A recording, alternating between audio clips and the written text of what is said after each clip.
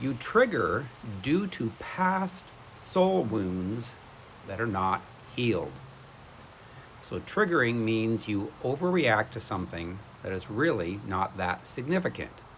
Some explode on their spouse if they make a minor decision to do something that they don't agree with because you feel like they're controlling you, but you were actually controlled by a father or mother growing up.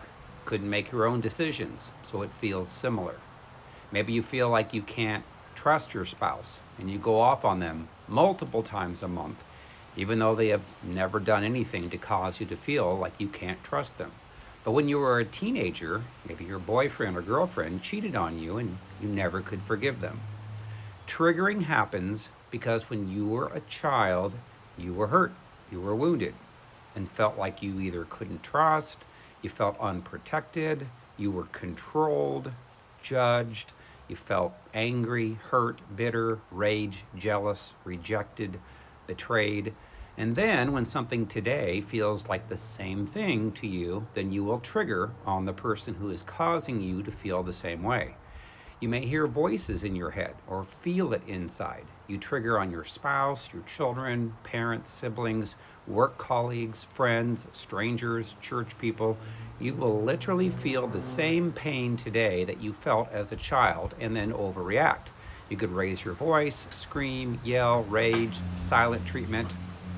So, how do you change and stop triggering? How do you get your past soul wounds healed? Well, it starts with asking Jesus to show you all those who hurt you from your past from his perspective.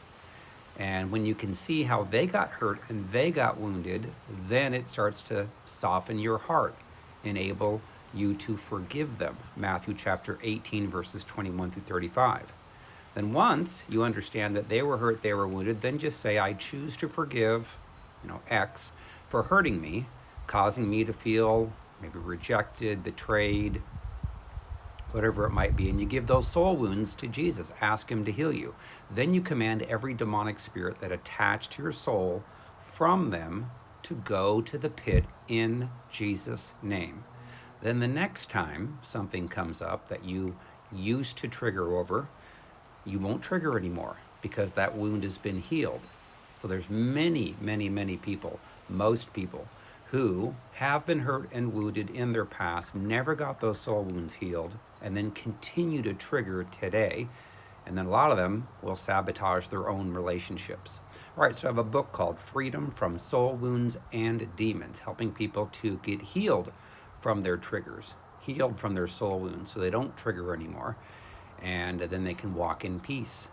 That book is called Freedom from Soul Wounds and Demons. It's currently a bestseller on Amazon. It's available in paperback, Kindle, and Audible, also available in Spanish.